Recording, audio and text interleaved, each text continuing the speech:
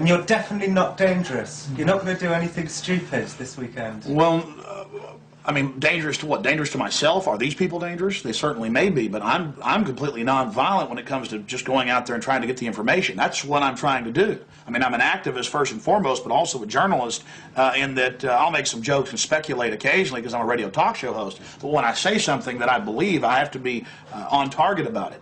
But dangerous? I'm definitely dangerous to corrupt bureaucrats and their financial bosses that would like to control the American people on the planet. But not in a violent way. Not in a violent way. And long before global government came out in the open, in the last 4 or 5 years, they were conditioning the public that anyone that talks about global government is a kook, a weirdo, a terrorist, a racist. And now they're out on the nightly news saying global government's here, you better accept it, we're getting rid of juries, all across the planet.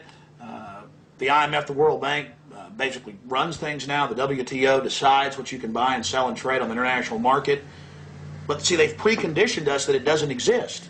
They've preconditioned us that anybody that talks about this stuff and who is against it is a kook or a racist because it doesn't exist.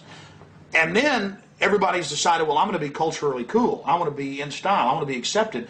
So even when they're hearing the news admit it and tell us how great it is, they've already pre-positioned it psychologically that it's not acceptable, it's not kosher to discuss it.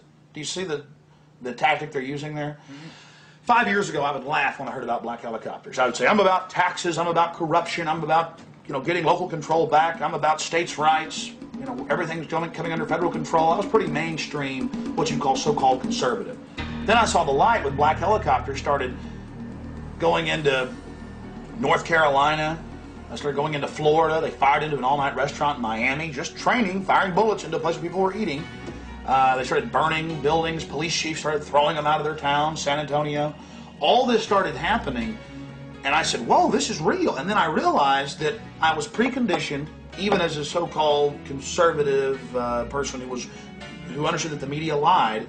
I didn't realize how thick the propaganda was. That they preconditioned us before they released something on us that it, number one, doesn't exist in our minds with classic doublethink, but then it can re-exist at the same time if they say it does and it's good. So it's literally George Orwell's doublethink, and one has to have it to stay sane in this world. Well, I refuse to be a part of it. I mean, the news every day, black helicopters are a joke, they're stupid, the culture, commercials, movies. At the same time, almost every month in this country, they're attacking and terrorizing some town with burning buildings and terror.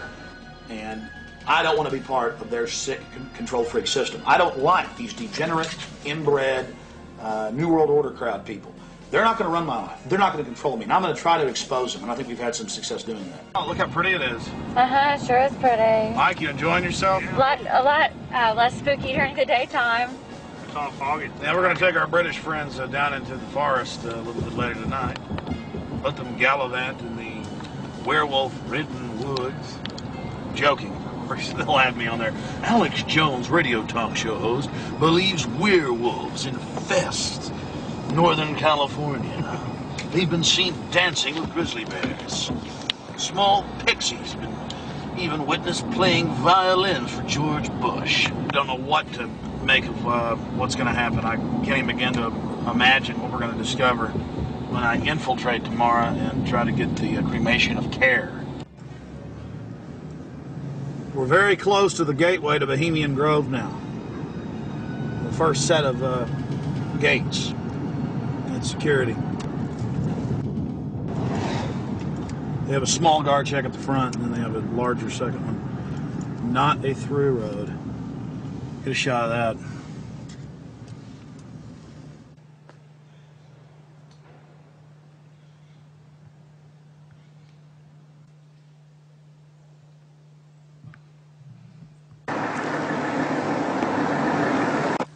There's a guard gate right over there, a small guard gate, and then back further, an even more elaborate guard gate with surveillance cameras, you name it. Not a through road, ladies and gentlemen, right up here in Northern California.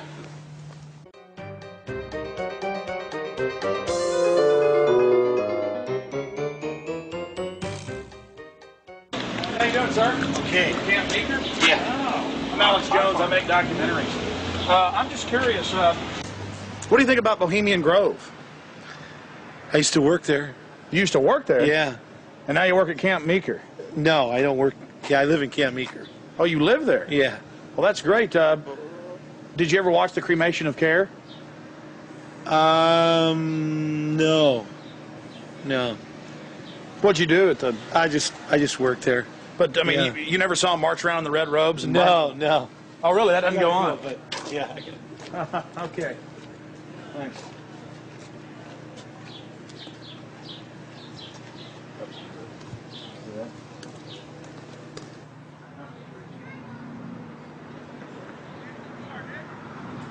What have you guys heard about Bohemian Grove? Oh, I don't know. Bunch of rich people, right? Have you ever heard about the 40-foot stone owl and the mock human sacrifice? Heard about it a little bit, yeah. Roll that window down. Not We're going yet. to talk to you. Hold on. We'll go around here. I don't know. Oh, yeah? So what have you heard about the... Oh, I just read stuff about it in the paper. I don't know. Some people don't like it. They protested or something weird. But what about the 40-foot stone owl and the mock human sacrifice? You say you heard something about that? Well, just what I read about in the paper. Oh, the paper admitted that. Well, no, I don't know if they admitted it. They just said people go protest it. It supposedly happens. Sounds kind of weird. Does sound weird to me. Yeah. Why you guys? What are you guys doing? This TV show or something? We're just having fun. Oh yeah. This town isn't like Children of the Corn or anything, is it? Oh no, nothing like that. I'm sure. I don't know though. Supposedly lots of people go there. Some kind of weird event. I don't know. You guys know anything about it? You don't know. What would you say if we told you that they sacrificed a human in effigy in mock to a 40-foot stone owl in black and red and silver cloaks? Sounds kind of different. Do you think it's good to have? Do you think it's good to have so-called world leaders secretly engaging in pagan activities? I can't say it's that great. No. Why would you have a problem with that? Well, I don't know. It could be all right. Depends how you look at it. The kind of relativist worldview, huh? Yeah. Got to sacrifice care to the winds, huh? I don't know. Could just be for fun, or they could really be weird. They run around naked. Run around naked and freak out. There you go. Have you heard that? Yeah, absolutely. Actually, to tell you the truth, here's a funny story. What have you heard? Okay, go ahead. No, this is the truth. A couple years ago, I was down the road, just down Yar, past Camp Meeker, and I was stopped with a friend of mine. Now, Camp Meeker's right outside Bohemian Grove. That's an affirmative. Yes. And we were down the road, and we were stopped there because we were just having a cigarette, hanging out, taking a break, and some Secret Service men actually pulled up behind us and asked us what we were doing and why we were there. It was true. They were like, "What are you guys doing? Where are you at? Why are you parked here? What's going on?" And asked us a whole bunch of questions. What our names were, who we were affiliated with, where we lived, all kinds of stuff. Sort of interrogated us. Did you answer their questions? Totally.